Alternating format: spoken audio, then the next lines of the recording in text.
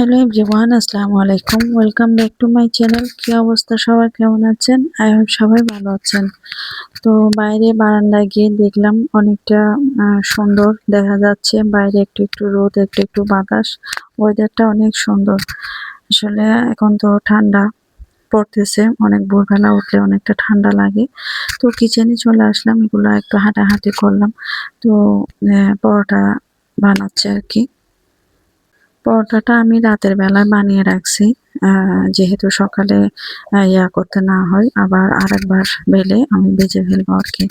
তো পরোটাটা হচ্ছে গিয়ে সাথে, সাথে করলে তেমন ভালো হয় না, সফট হয় না। একটু আগে রেস্টে রেখে যদি বানানো হয় বা ফ্রিজে রেখে দেওয়া হয়, তাহলে তারপরের দিন সকালবেলা পরোটাটা অনেক ভালো হয়, অনেক সফট হয়। এবং ভাজতে গেলে অনেকটা ফুলকো, ফুলকো হয়। আর সাথে, সাথে করলে তেমন রেজাল্ট ভালো হয় না। তো এদিকে আমি বাইরেও বের হলাম, অল্প স্বল্প বাজার নিয়ে আসলাম, মুরগি নিয়ে আসলাম ৩ টা। যেহেতু মুরগিটা একটু বেশি খাওয়া হয়। চিকেন করা হয় এমনি, যেকোনো রকম আরকি চিকেন মুরগিটা একটু বেশি, ব্রয়লার মুরগিটা বেশি খাওয়া হয়। তো কাঁচা মরিচটাও আমি সুন্দর করে পরিষ্কার করে একটা বক্সে নিয়ে ফেললাম। এদিকে আ চা পাতাও শেষ, এগুলাও নিয়ে নিচ্ছি। তো যেগুলা লাগে আরকি সবসময়। তো ওগুলা হচ্ছে গিয়ে শেষ হওয়ার পর আমি যেগুলা অল্প স্বল্প নিই আমি হাতের কাছেই রাখি। আর যেগুলা বেশি ওগুলা একটু দূরে রাখি। তো চিনিটাও আমার শেষ হয়ে গেছে। এটা আমি রাতের বেলা ধুয়ে দিয়েছিলাম আ শেষ হওয়ার পর। তো এখন অল্প অর্ধেক করে নিয়ে ফেলবো, আর বাকিগুলা আমি একটা কন্টেনারে রেখে দিব। যেহেতু চিনির পরিমাণটা অনেকটা বেশি।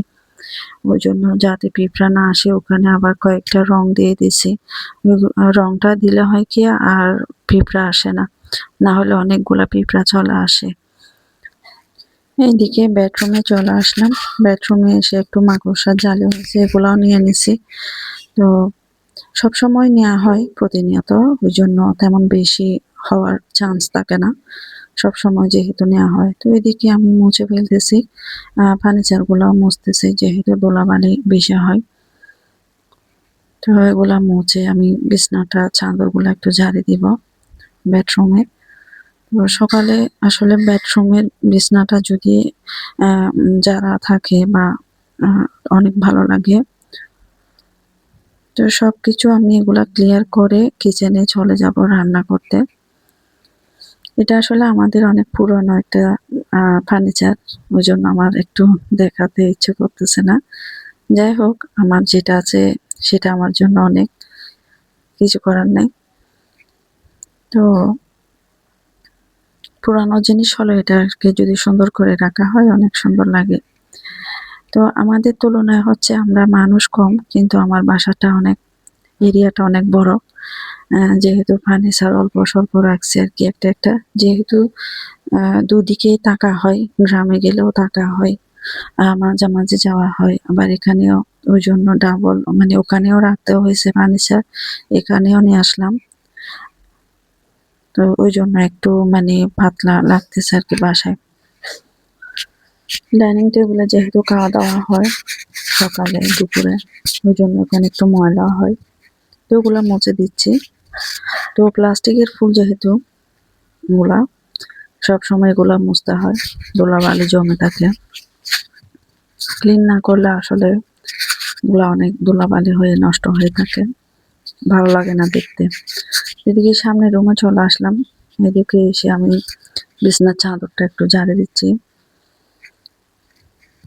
তো এগুলো করার পর যে বই-টই সবকিছু এলোমেলো। যেহেতু এখানে সবসময় ওরা পড়ালেখা করে। তো স্বাভাবিক হবেই, কিছু করার নাই। ওরা যেহেতু যখন চলে যায় মাদ্রাসায়, তখন আমি গোছগাছ করি আরকি।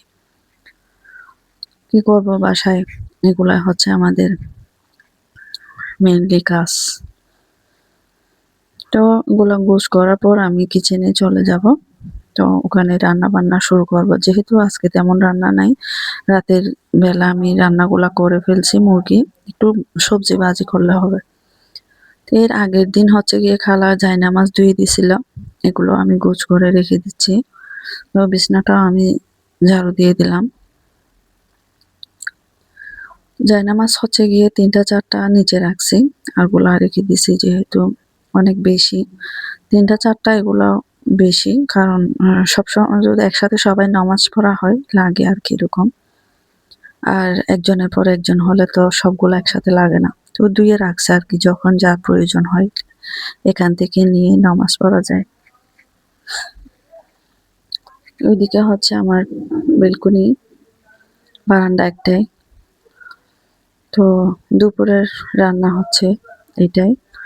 আ ভাজি করব আরকি। আর কিছু তেমন করব না। ২টা থেকে ৩টা করলে খাওয়া যায় না। এটা বাসি হয়ে যায়।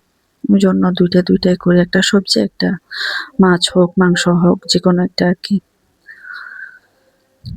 এই তো এগুলা ভাজিগুলা করা শেষ হলে আমি দুধটা জাল দিয়ে রাখতেছি। তো এদিকে দুধটা জাল করে নিলাম, যেহেতু এগুলা রাতের দিক দিয়ে খাওয়া হবে। তো বিকেলবেলা হালকা পাতলা কিছু করলাম আরকি। মোমো বানালাম। সবাই বসে একসাথে খাবো। তো বিকালের জন্য অল্প করে মোমো বানালাম, যেহেতু ওরা বলতেছে মোমো খাবে। যারা ভিডিওটা দেখা শুরু করেছেন, প্লিজ একটা লাইক দিয়ে কন্টিনিউ করবেন।